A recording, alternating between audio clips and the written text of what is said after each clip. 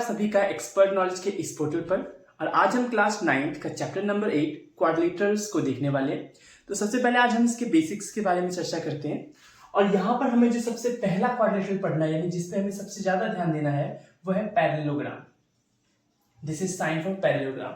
अब हमें कुछ पैरेललोग्राम की कॉमन प्रॉपर्टीज याद रखनी है। ये कुछ इस तरह का होता है। सबसे पहली प्रॉपर्टी, इसके जो अपोजिट साइड्स वो इक्वल होते हैं, ठीक है। और साथ ही साथ ये एक दूसरे के पैरेलल भी होते हैं। अपोजिट साइड्स इक्वल भी होते हैं और पैरेलल भी होते हैं। सेकेंड चीज, इसके जो अपोजिट एंगल्स होते हैं वो एक दूसरे के इक्वल होते हैं, है ना। फॉर एग्जाम्पल, अगर मैं इस एंगल की बात करूं तो ये एंगल इस एंगल के बराबर है, क्योंकि ये दोनों आमने सामने है, अपोजिट में है। सेम अगर मैं इस एंगल की बात करूं तो ये एंगल इसके बराबर है, क्योंकि ये दोनों कहां है, अपोजिट में है। थर्ड जो प्रॉपर्टी है इसकी, वो ये है कि इसके जो डायगोनल्स होते हैं वो बाइसेक्ट करते हैं ईच अदर, एक दूसरे को बाइसेक्ट करते हैं। बाइसेक्ट यानी बराबर दो हिस्सों में बांटते हैं। फॉर एग्जाम्पल, अगर मैं यहां पर आपके सामने एक पैरेललोग्राम बनाऊं और इसके डायगोनल्स ड्रॉ करूं, तो ये जो डायगोनल्स है एक दूसरे को मिड पॉइंट पे काट रहे हैं। यानी कि अगर मैं इस डायगोनल की बात करूं तो ये यहां पर कटा है, यानी ये बराबर ये जो लाइन है और ये जो लाइन है ये इक्वल है। एज वेल एज ये लाइन बराबर ये जो इतना सा लाइन है और ये जो इतना सा लाइन है, ये क्या है, इक्वल है। एंड फोर्थ प्रॉपर्टी, इसके जो डायगोनल्स होते हैं वो कॉरस्पॉन्डिंग एंगल को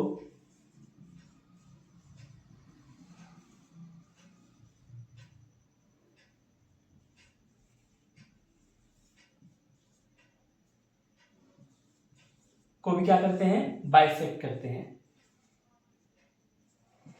इट मींस कि मान लीजिए ये आपके पास एक पैरेललोग्राम है और ये जो डायगोनल्स है ये अपने कॉरस्पॉन्डिंग एंगल को, मतलब इस एंगल को भी बाइसेक्ट करेगा। दैट मींस कि इसको टू इक्वल पार्ट्स में डिवाइड कर देगा। एज वेल एज यहां भी इसको और इसको बराबर पार्ट्स में डिवाइड कर देगा। यहां पर हमें सीखना है कि जब भी हमें क्वेश्चंस मिलेगा एक चैप्टर में, तो हमें उससे सबसे पहले पैरेललोग्राम बनाना है। और पैरेललोग्राम बनाने के लिए इनमें से कोई भी दो प्रॉपर्टी आपको वहां पर प्रूफ करनी है, या फिर हम ये कह लें कि क्वेश्चन में गिवन मिलेगा, ठीक है। आप स्क्रीनशॉट ले सकते हैं इसका। और अब हम बढ़ते हैं नेक्स्ट कॉन्सेप्ट की तरफ। अब नेक्स्ट कॉन्सेप्ट में हम सीखने वाले हैं कन्वर्जन ऑफ क्वाड्रिलेटरल्स। यहाँ पर क्वेश्चन में आपको क्या मिलेगा, कुछ प्रॉपर्टीज मिलेंगी किसी क्वाड्रिलेटरल की, और आपको उसको अनदर क्वाड्रिलेटरल में चेंज करना है, लाइक रेक्टेंगल में प्रूफ करना है या स्क्वायर प्रूफ करना है। तो आज हम वही सीखते हैं कि हम कन्वर्जन को कैसे करेंगे। अगर ये मैपिंग आप सीख लेते हैं तो ऑलमोस्टली आप सारे क्वेश्चंस को करने के लिए कैपेबल हो जाते हैं। तो देखिए, सबसे पहले आपको कोई भी क्वाड्रिलेटरल मिलेगा जिसकी कुछ क्वालिटीज होंगी। आपको सबसे पहले उसे कन्वर्ट करना है पैरेललोग्राम में। और पैरेललोग्राम के लिए आपको कोई भी दो क्वालिटी जो कि मैंने भी लिखवाई थी वो आपको ढूंढनी है वहां से। उसके बाद आपके पास ऑप्शंस होंगे कि आपको इसे किस में कन्वर्ट करना है।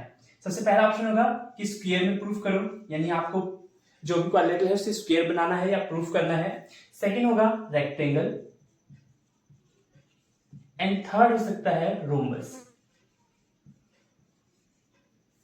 क्लियर है।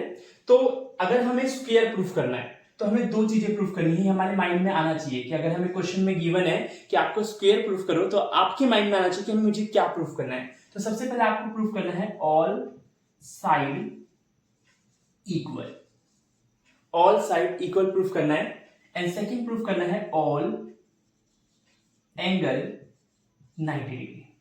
ये दो प्रॉपर्टी आपको प्रूफ करनी है। और अगर आप ऐसा कर देते हैं तो आपका जो गिवन क्वाड्रिलेटरल है वो क्या बन जाएगा, एक स्क्वायर बन जाएगा।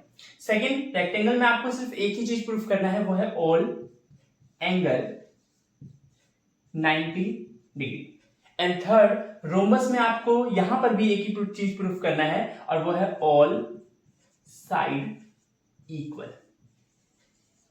क्लियर है। और अब आपको याद रखना है, कई बार होता है कि क्वाड्रिलेटरल, ये जो मैंने स्पेसिफाइड क्वाड्रिलेटरल लिखा है, कई बार इसका नाम देते हैं। क्वेश्चन में कहते हैं कि एक रेक्टेंगल है,